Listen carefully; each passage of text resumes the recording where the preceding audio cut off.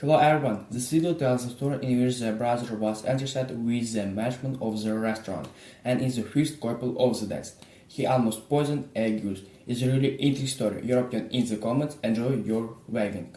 My brother was assigned to manage a restaurant, and in the first few days he almost poisoned a guest, so our father asked him to step down. My name is Sarah, and I'm a 31-year-old woman. About 2 months ago, I organized a retirement party for my father. He was stepping down from his role as the manager of our family restaurant after dedicating nearly his entire life to it. Now, at almost 64 years old, he expressed his exhaustion and desire to pass the business on to the next generation.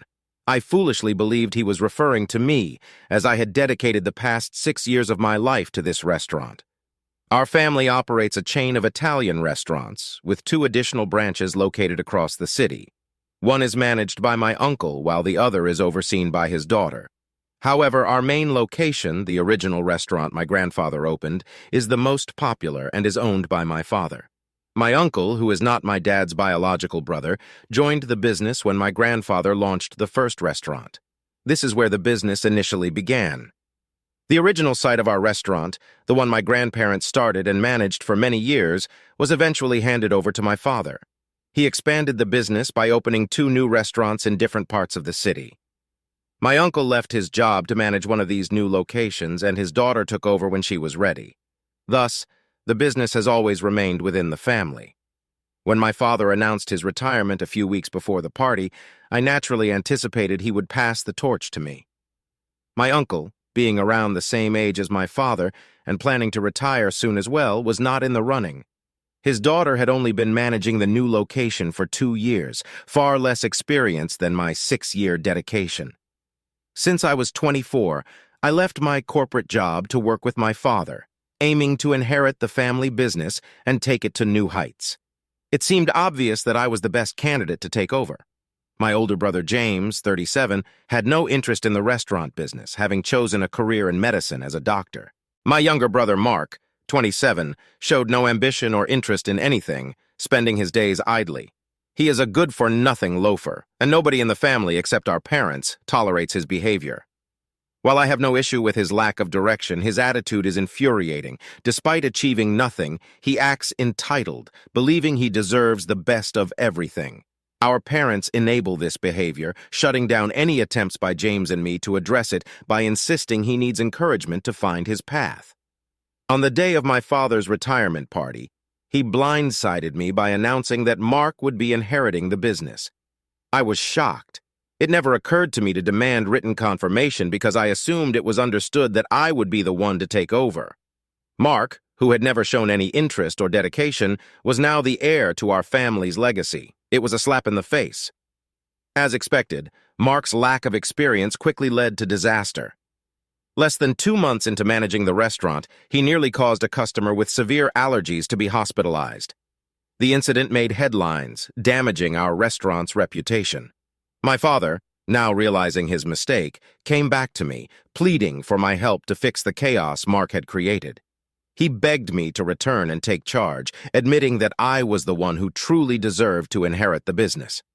Now, I am faced with the decision of whether to return and save the family business or let it collapse under Mark's incompetence. My dedication and hard work had been overlooked once, and I'm not sure if I am ready to forgive and step back into a role I rightfully earned. Lucas, my younger brother, who is now 28, has been living off our parents for years. He finished community college 3 years ago, and since then he has been dismissed from more than 5 jobs.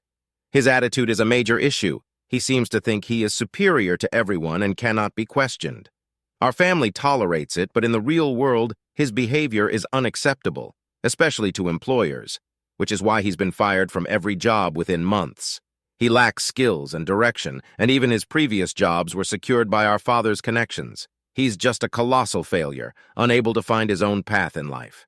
For the past 2 years after losing his last job, he's been sitting at home, sponging off our parents without a hint of shame.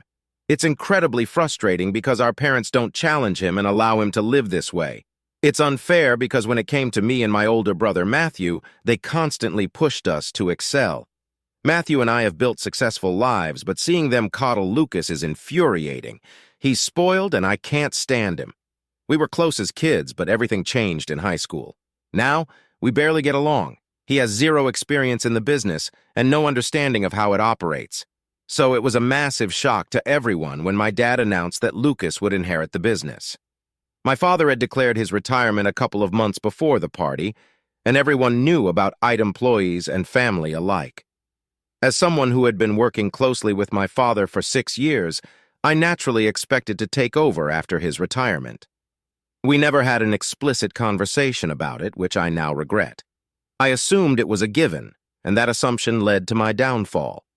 My father had dropped hints, mentioning things he wanted me to do after he retired, so I interpreted that as a sign that I would be in charge.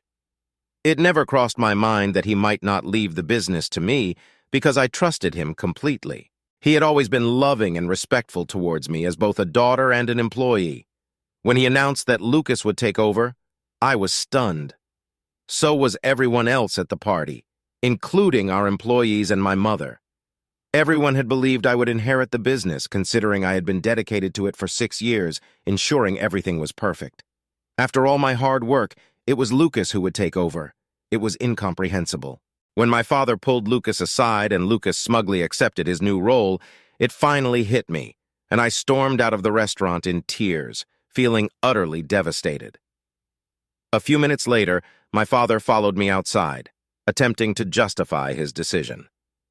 Despite my frustration, I decided to listen to him. His reasoning, however, was as illogical as his decision. He explained that he knew Lucas was incompetent and had spent the last 2 years trying to motivate him to find a job and do something with his life. Lucas had been taking everything lightly, and my father thought that giving him the responsibility of managing the restaurant might force him to step up and become a better worker.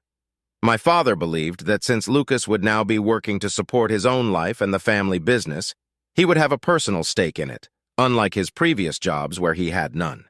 He hoped that this new role would motivate Lucas to be more dedicated, and if not, at least it would get him out of the house. My father told me he still wanted me to work at the restaurant, essentially doing the same tasks I had done for him, but now for Lucas. He wanted me to be the real manager while Lucas would just be the figurehead, hoping it would encourage Lucas to improve. I found this incredibly insulting. My father expected me to be Lucas' assistant, shadowing him despite knowing I was far more capable. I am not my brother's caretaker. I am my own person who had worked hard enough to earn the position that was unjustly given to Lucas. Even after my father's explanation, I remained unconvinced and upset. I gave my father an ultimatum: either take back his decision and give me the position, or lose me forever. Unfortunately, this led to a terrible argument. He accused me of being unreasonable and selfish, not considering my brother's future. I retorted that he was equally selfish, ignoring my future. The argument ended with us cutting ties.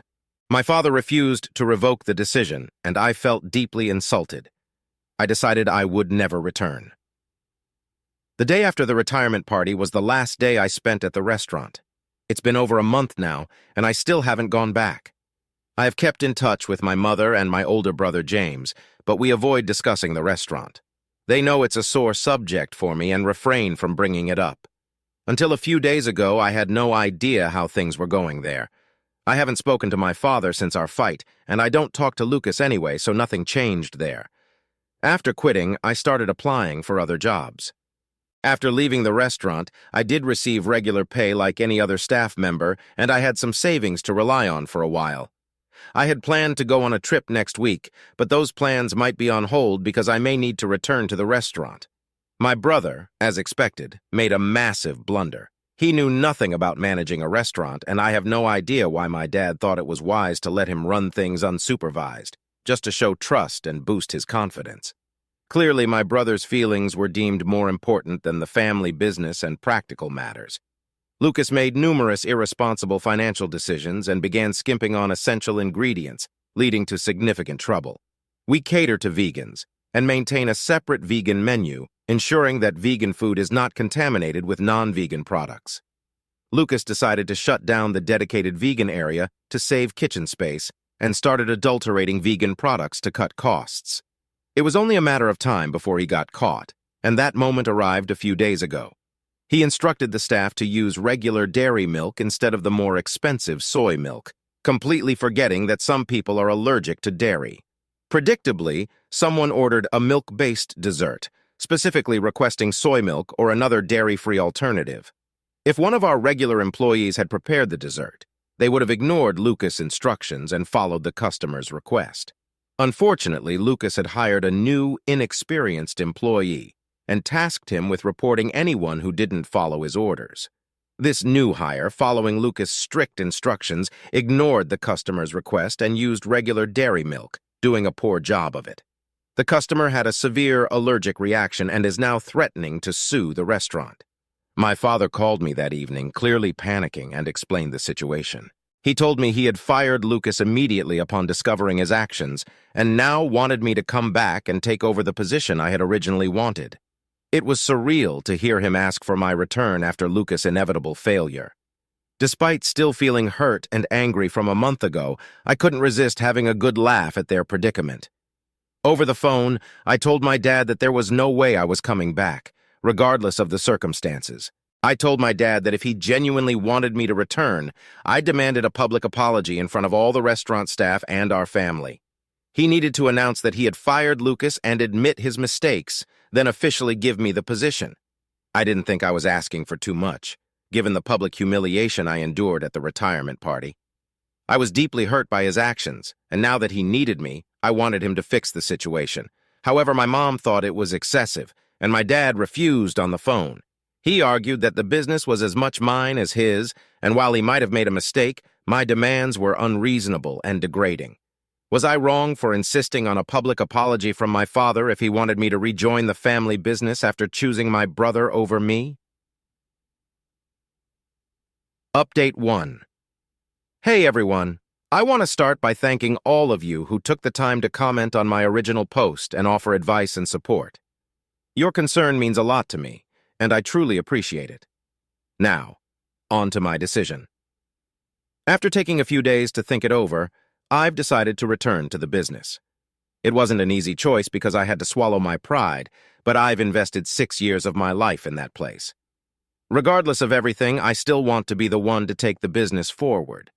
I don't want to see it shut down, especially since my dad won't be around forever.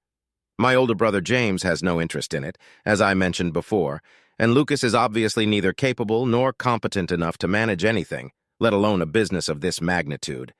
So it has to be me. I also spoke to my uncle and cousin from the other 2 locations, and they agreed that I should come back. They believe it's rightfully mine, and if my father is asking me to return, I need to put our past issues behind us and come back because the restaurant is my passion.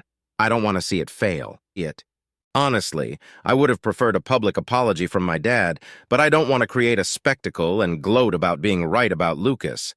That won't bring me any joy compared to the satisfaction of seeing our restaurant succeed. I've decided to pick my battles and let this one go for my own good. I spoke to my dad this morning, and it was a very formal and brief conversation. We've decided to set aside our past differences and focus on the current crisis. We've arranged a meeting with our lawyers and the customer who had the allergic reaction to negotiate and reach an out-of-court settlement. She's been posting about the incident on social media relentlessly. So far, we've been lucky that she hasn't gained much traction, but that won't last, and we need to address this before it gets out of hand. Update 2. Yesterday, I met my father in person for the first time in a long while. We met before our meeting with the customer to discuss everything with our lawyer one final time. It felt strange seeing him after so long.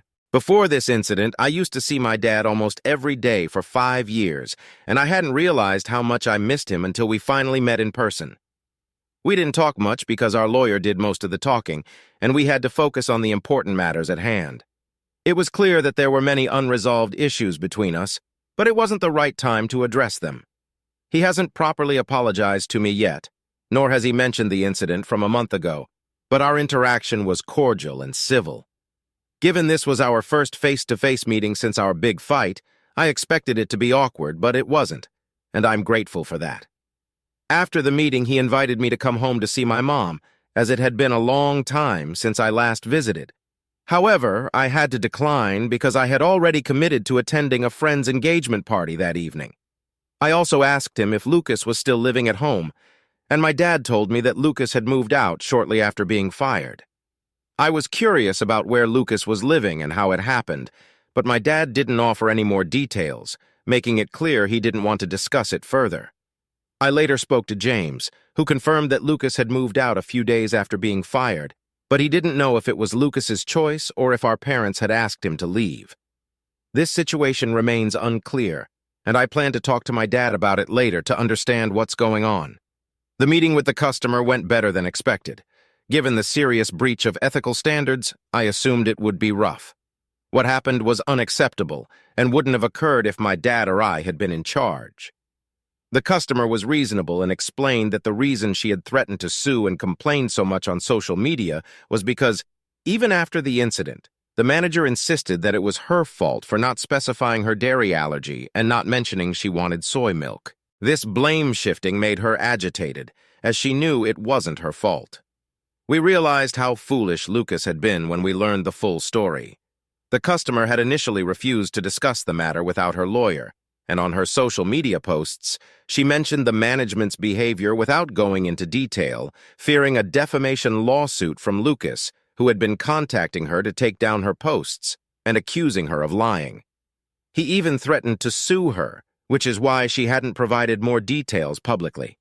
The waiter who took her order was scared of losing his job, so he sided with Lucas, and I don't blame him for it. These are people who need their jobs to support themselves, and Lucas had created an environment of fear and mistrust. The new employee Lucas had hired was never going to turn against him, so he claimed that the customer never mentioned soy milk or any dairy alternatives. He insisted the customer was fabricating the story to defame us, likely hoping to get some compensation. We assured the customer that the person responsible had been terminated and we were now in charge, promising to ensure that such an incident would never happen again. Thankfully, we reached a settlement, and she agreed to take down her posts and let the matter go.